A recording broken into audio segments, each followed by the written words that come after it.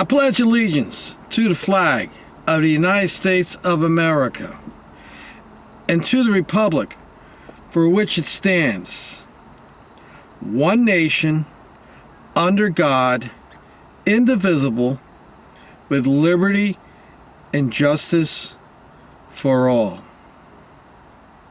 I want you to think about that statement, that pledge. We all learned it in school. Well, at least I did when I went to school. Nowadays, I don't know if they do it anymore.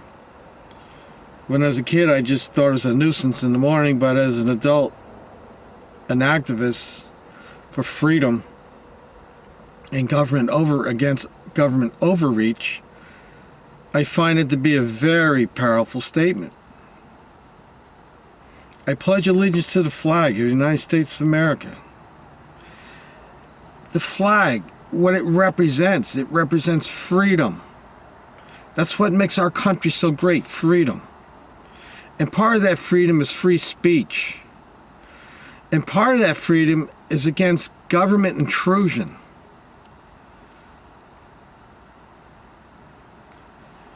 And to the republic for which it stands. Our country, what our country represents freedom.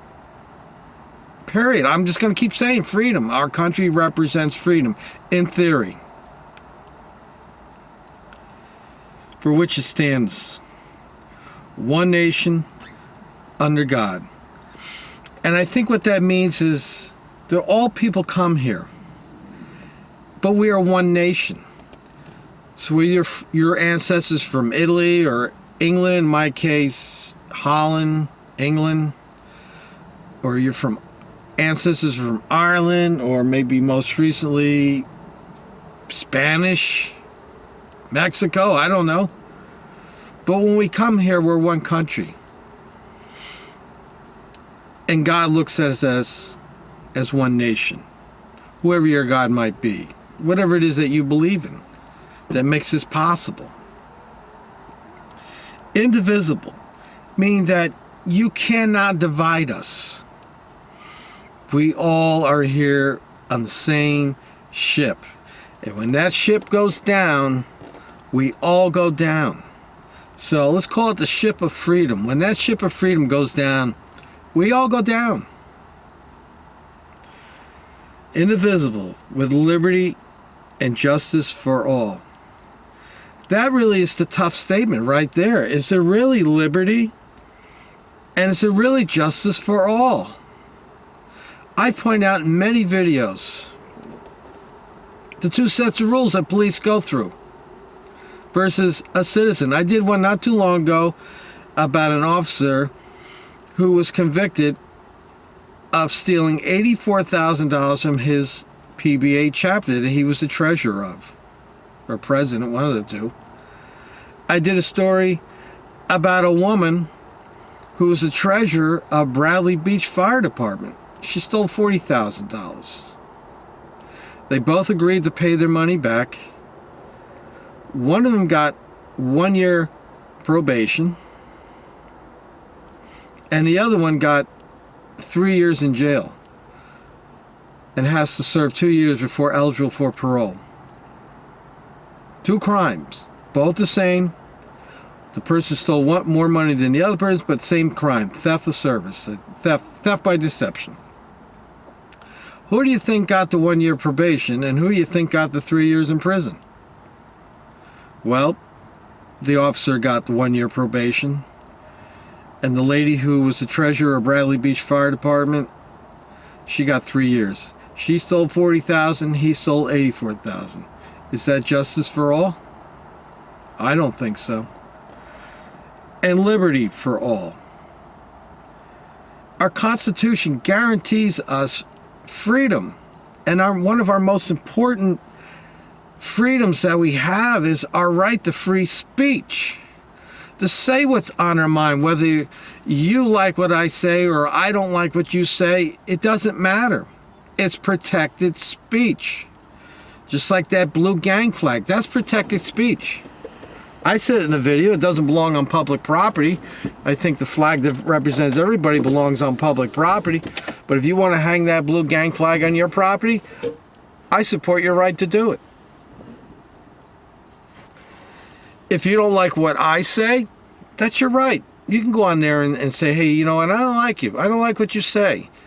Or you can set up another channel and talk about me. That's your right. You can talk about the government. Say, you know what, I don't like what Trump's doing, or I don't like the immigration policy, or I don't like what my governor's doing.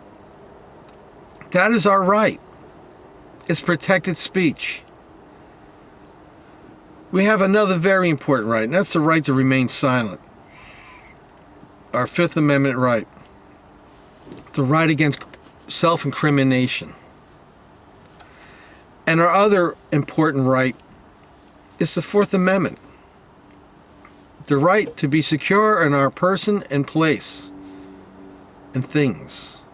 Meaning that the police just can't come into your house. They can't just start searching your car or searching you. And these three very important rights are under attack. We've seen many auditors out there who get stopped and harassed by the police because they were filming, and then they refuse to answer questions, and then the police try to escalate it. Simply because you invoked your Fifth Amendment right and your First Amendment right to record from a public place, anything that you can see. And our First Amendment right is under attack.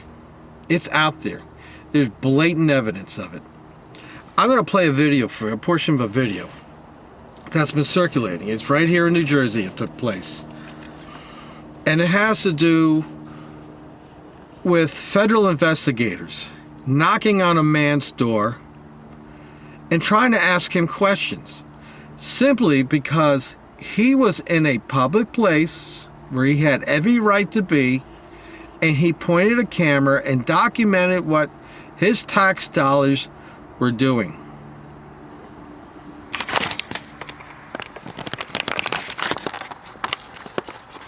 Now this is, I forget, I'll put the link in the description there for you. It's Town Hall Free Speech or something like that.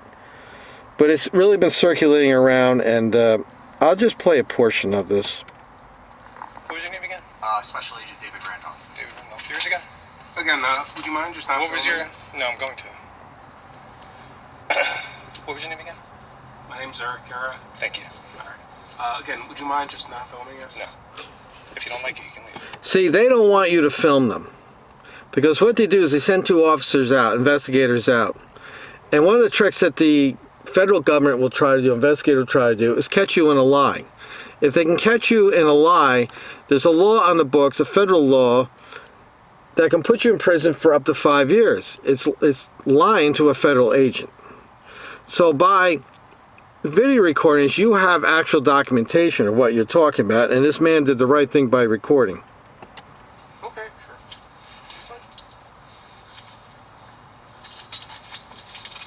So before we get started, we'd like to get some of your identifiers. Your name, sir, how do you spell it? Am I being suspected of a crime? You already have my name. You already said my name. Okay, if you don't want to give us out your identifiers, that's absolutely your right. So it comes across our desk every now and just to look at these types of things. Define things. So there was a situation that happened on the 27th of December last month where you were, I believe, over at the Washington Police Department where you took photographs of the police. Wait, excuse me. Wait here. I'm recording the whole thing. You'll see it in a second. Get in, Sonny. Hello, sir. Just so we can identify ourselves. Don't identify yourself. You're not under any obligation because you're not suspected of a crime. What's wrong? So Let them talk. Don't say anything. we were sent out here. I came across our desk in which, I believe it's the 27th of last month, in which Mr. Jumfola was... Talk to me. You're here for me, not him. Okay. It's my father. Well, just Your explain, your spectator. father asked us a question, so we're just Go answering. easy with the volume. What were you saying? So in the 27th, in which you were at the police station And? you took photographs, Sure. and you went in, and we It's a public location. You know that. okay, and then you walked in, I believe, or something. We're just here to try to figure out what the situation What is this something? You essentially were taking pictures of a police station. And cars yes. coming and going. Absolutely, positively. That's a public location. That's a public street. McClure Drive is a public street. At no point did I go into a confidential is the wrong word, but a confidential area. I stayed in the library, the lobby Okay. at all times. I was invited, I don't know whether that was the visit or not, but into a private area, talked with a captain, don't remember his name, recorded it. It's not like I was trying to hide it, number one. Number two, as you know, as being the FBI in this state, you know that New Jersey is a one-party notification state. I can record at any point. I'm doing you a favor by letting you know that I'm recording you right now. So is that all you're here about? Because I was taking photographs and video in a police station? Is that why you're here? Just a little alarming. Yes, it's essentially we were just. So photographing public officials in public locations is to you alarming? Like I said, it just came across our desk. We're just coming out to clarify with you. We're trying. We're trying. Are to you figure out the clarified? situation. Do you consider yourself clarified? You gave us a great answer. Great. Are we done? You were doing nothing else? No You other- tell me. I'm not no going to committing answer. I'm not going to answer any more specific questions. Are you accusing me of committing any other crime? I'm not Okay. accusing you of anything. And then are we good here? I haven't. Thank you. All right. Here's a man out in public doing nothing more than recording. And it triggers an investigation. And I can speak of this from firsthand knowledge. Hold on a minute, let me push that load up. I know about this, and it's happened to me on several occasions.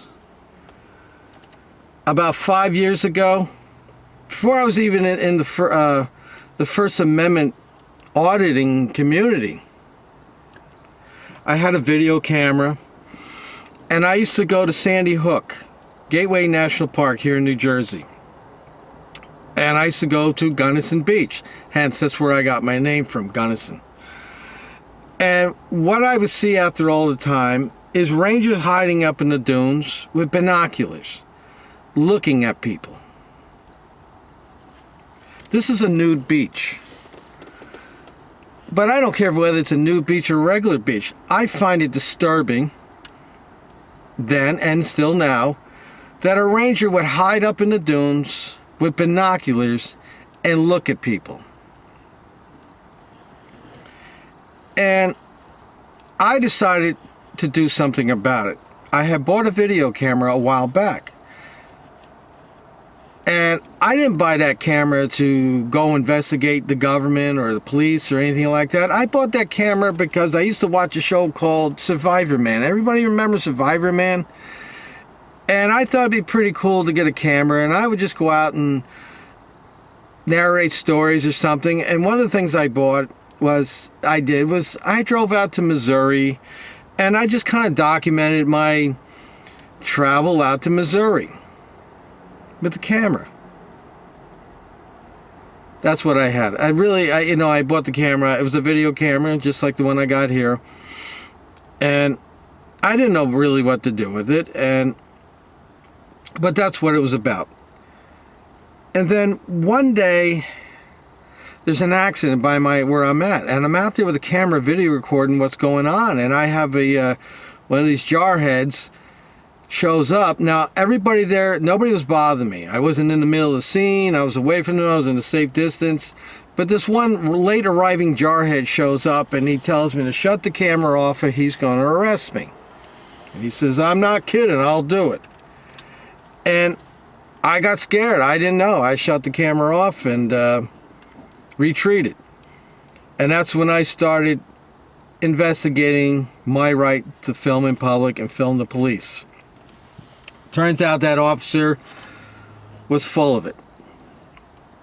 So it gets on to the story of Sandy Hook, Gunnison Beach, that I would see things going on with these rangers. So I started documenting it. And one of the first videos I put out was this ranger hide behind a pine tree with his binoculars. And I put it up for the world to see. And then I started putting up other videos of what they were doing and how they were harassing people. And I changed their behavior out there. People got to see what they really were doing, because it's easy to tell somebody what they're doing versus them seeing what it is they're doing. And I changed their behavior out there. I made a difference, a positive difference, that it's inappropriate for rangers to be hanging out in the dunes, hiding behind a pine tree with binoculars, looking at naked people or any people on a beach who are not suspected of doing anything. It was spying. You know, you have a right to certain kind of amount of privacy. I would say on the beach it's inappropriate. Socially it's inappropriate. Yeah, I could walk out there with that video camera and record, but it's not appropriate. And then when I did that, next thing I know, I get a call from a family member saying, hey, some federal agents were asking about you. I didn't know. I couldn't figure out what they wanted. And then they go after another family member asking questions. And they scare these family members into giving up information, which was my phone number and where I worked, or where they thought I worked. And I get a phone call from one of these federal investigators who wants to talk with me, wants to meet me. And I told him I don't want to meet him. I'm not interested in talking to him. And I asked him, what was it about? And I asked him, is there a warrant for my arrest? He says, no. Did I break any laws? No. Well, why do you want to talk to me? Well, we want to talk to you about your channel or whatever it was, pictures or something. I said, well, what's the problem? I took those pictures to my right. He said, well, it's what you took pictures of. And I said, well, whatever picture I took of was taken from a public place, and I have every right to take those pictures. And he was very persistent in wanting to meet up with me and talk with me. And they're trying to flip the script on me that I'm getting uppity on them. But it's not that I was getting uppity. It's just that you keep telling them, no, I don't want to talk to you. Leave me alone. And they keep being persistent. And I finally had to tell this investigator, and I said to him, you and I both know that I don't have to say 2 words to you. So if you don't leave me alone, I'm going to retain a lawyer, and you can speak with the lawyer. And then I eventually agreed. I said, well, I'll tell you what, I'll meet with you, but I will record. They said, okay. Half hour later, they called back and said, we can't do it right now. We'll be in touch. And I never hear from them again for quite some time.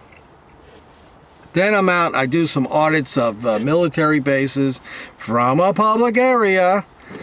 And one of those audits exposed how one police department had responded and tried to bully me into giving up ID and things like that. And then I did another one at another location with another auditor. And that was a big melee out there. But what that melee did, was cause the military over there to reassess how they handle things. And most importantly, it caused the local police department to reassess how they handle matters like this. Matters where a person's on public property, taking pictures, exercising their rights. And who's responsible out there? You know, the police show up, I'm on public property.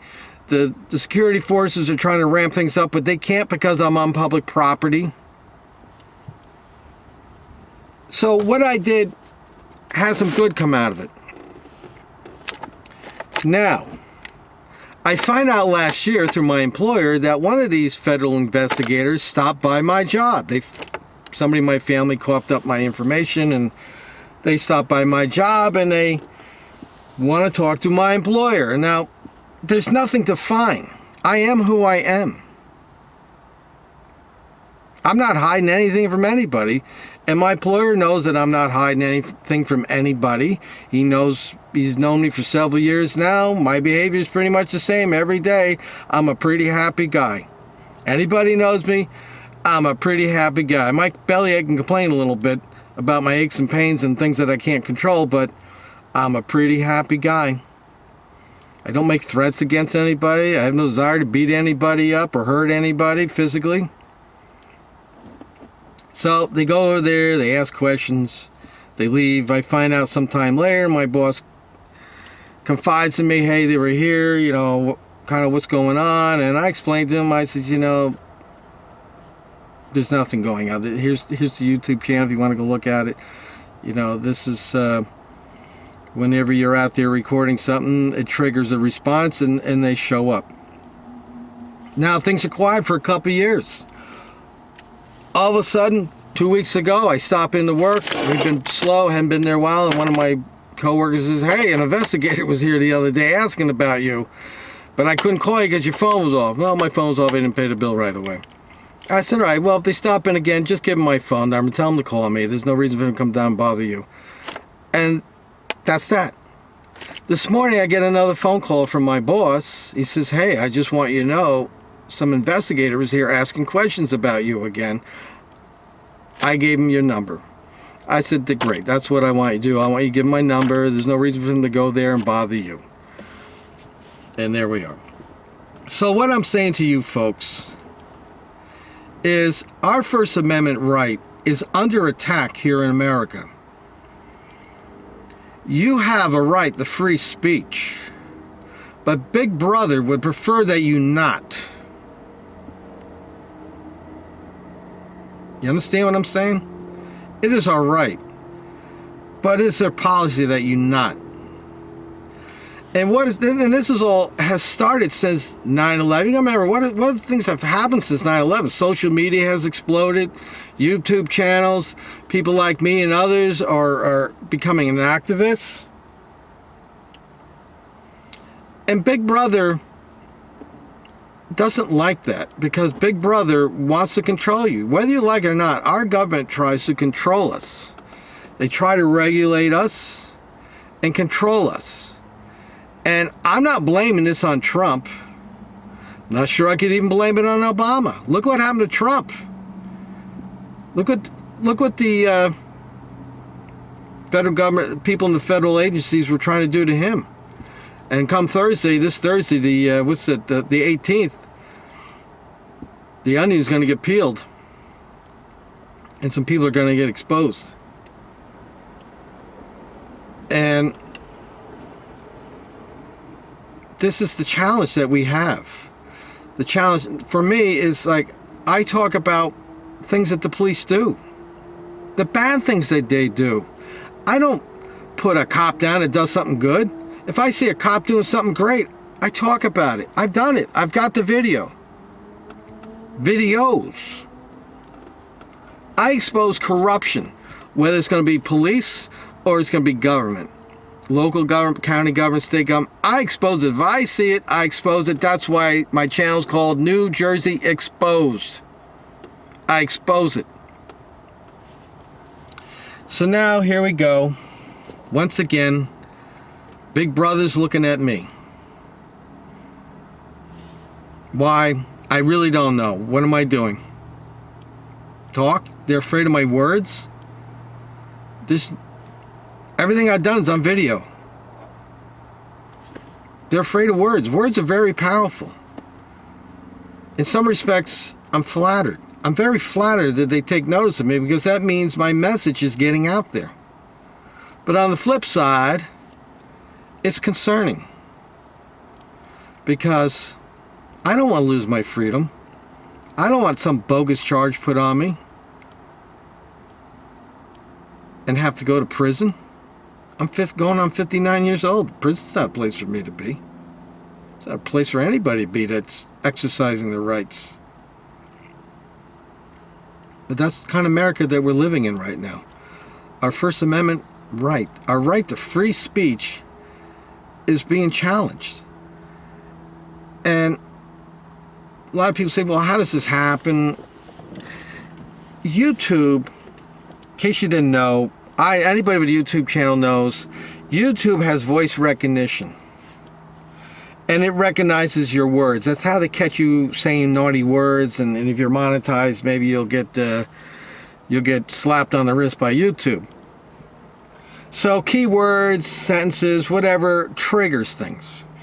And then you have the federal agencies that have a whole group of people that sit in a room at night or day watching social media, checking all the YouTube channels. No doubt I'm being watched. I know that. But they watch my channel and everybody else's channel to see who's doing what and who's a threat to the machine that tries to control us and manipulate us and extort from us. And the minute you get up there and you say anything, it triggers an investigation. They want to come out, they want to see who you are, they want to try to profile you, just want to get a feel for who you are, which I don't get it. I've got a gazillion videos. If you haven't figured out who I am and what I am and what I'm about by now, I don't know what to tell you. But I will tell you this, I want to make America great again. I want the police to respect us. I want them to go out and do that job. I want to be able to say they're protecting and serving us. I want that. I want that to be a true statement.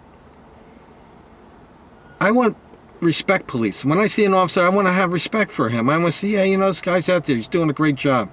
Instead, right now, I look at him, I ask myself, what has he done to somebody? Who's he jammed up? I know it might be wrong to assume that every officer's doing it, but I have to assume that. I have to be careful. I want to look at politicians and say, you know, this guy's looking out for me. But I can't. Because there's just too many incidents where they screw us. And I really don't know much more to say about this other than I'm very concerned. I'm very concerned over recent events, seeing that video of that guy there, recent events that are happening with me. I'm very concerned. Scared? No. Concerned? Yes. You know, sometimes I think I'm gonna get kidnapped and thrown in a van and you're never gonna see me again. But I will say this, I've never had the local police bother me or harass me or get a visit from them or from somebody telling me don't do this or else. Never. So I want to say, in some respects, the police respect me on that level. They may not like me, but they respect my right to do what I do. But on a much higher level, it's a different story. The government, people in the government are watching us. And if you get out of line, or you're not one of those guys that gets up, goes to work, comes home, gets up, goes to work, gets up, goes home, it just does that and keeps his mouth shut and happy he can watch TV and go to the beach and take your kids out to the park. They won't bother you, but somebody like me who gets up and talks, well, let me say this. I decided a few years ago I was going to be an activist because I really had no other things to do in life. I had pretty much done all the things that I wanted to do, that I was able to do, and this was the one last thing that I wanted to do, was try to make this world a better place. And freedom is at the top of my list. This is Gunnison for the Gunnison Nation. Like, share, subscribe. Let me know what you think about this in the comments section.